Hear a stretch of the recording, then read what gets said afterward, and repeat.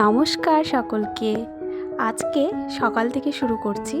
এখন বাজে সকাল 8টা। আজকে কিন্তু ঘুম থেকে উঠতে দেরি হয়ে গেছে। আজ বৃহস্পতিবার। তো আমি চাটা খেয়ে আর সেই যে দেখলে ড্রাই ফ্রুটসগুলো ভেজানো ছিল সেগুলো খেয়ে চা খেয়ে নিয়ে তারপরে সবজি কাটতে বসে গেছি। আর আমি আম কাটছি। আমের চাটনি তো আমাকে করতেই হয়, 2 দিন 3 দিন পর পর করতেই হয়, কন্টিনিউ আমাকে রাখতে হয়।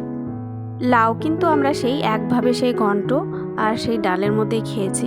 খেতে খেতে মুখে যেন আর স্বাদ লাগে না সেগুলো। সেই জন্য আজকে ভাবলাম একটু অন্যভাবে করি। তো এটা কিন্তু আমি প্রথমবার করছি আর নিরামিষভাবেই করেছি।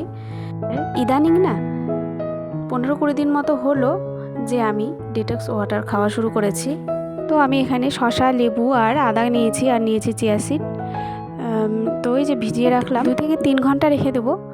আর এটা আমার রান্না করতে করতে হয়ে যাবে। তো আমি পাশে এটা রেখে দিলাম ঢেকে। আর এটা কিন্তু কাচের পাত্রেই করতে হয়। আর এই সম্পর্কে যদি ডিটেলস জানতে চাও তো এটা নিয়ে আমি আরেকদিন ভিডিও করে দেবো, অবশ্যই কমেন্টে জানিও। আর তারপরে আমি এই যে চাটনি বসিয়ে দিলাম। তোমরা কে কে চাটনি কীভাবে করো? তো আমি এই যেভাবে করলাম, সরষা, শুকনো লঙ্কা আর তেজপাতা ফোড়ন দিয়ে নুন হলুদ দিয়ে একটু নেড়ে চেড়ে নিয়ে জল দিয়ে সেদ্ধ হতে দিয়েছি। তারপরে একটু চিনি আর নামানোর সময় মেথি আর মৌরি ভাজা গুঁড়ো করে সেটা দিয়েছি। ওটা দিয়ে খেতে না ভালোই লাগে চাটনিটা, একটা অন্যরকম ফ্লেভার আসে।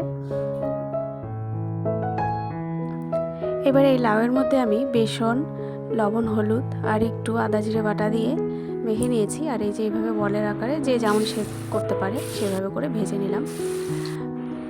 আর এটা না আমি প্রথমবার করলাম। এখানে এই বড়াটাতে হিং দিয়েও করা যায়, হিং দিলে একটু ভালো হবে নিরামিষ। আর আমার মতে আমিষ দিয়ে করাই ভালো, আমিষটাই মনে হয় বেশি ভালো লাগবে। তো এই যে গরম মশলা আর গোটা জিরে ফোড়ন দিয়ে, শুকনো লঙ্কা ফোড়ন দিয়ে আলুটা একটু ছেড়ে দিলাম।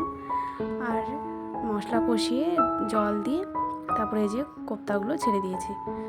আর কিছুক্ষণ ফোটানোর পরে গরম মশলা দিয়ে নামিয়ে নিলাম। তো ভালোই হয়েছিল খেতে, তোমরাও করে দেখতে পারো। আর আজ আমার এগুলো হয়েছে রান্না। এবার রান্না শেষে তো একদম ঘেমে নিয়ে অস্থির। তো একটু পেছনে আবার চলে গেলাম সেই ফুল দেখতে। এসে নিয়ে আমি 1 গ্লাস ডেটক্স ওয়াটার খেয়ে নেব। আর এই যে আমি ডেটক্স ওয়াটার খেতে বসে গেলাম। একটু ফ্রেশ হয়ে নিয়ে জলটা খেয়ে নিলে একটু ফ্রেশ ভাব আসবে। তারপর স্নান টান সেরে অন্যান্য কাজ করব। আর আজ এটুকুই থাকছে। তো তোমরাও খেতে পারো অবশ্যই। আজকের মতো টাটা।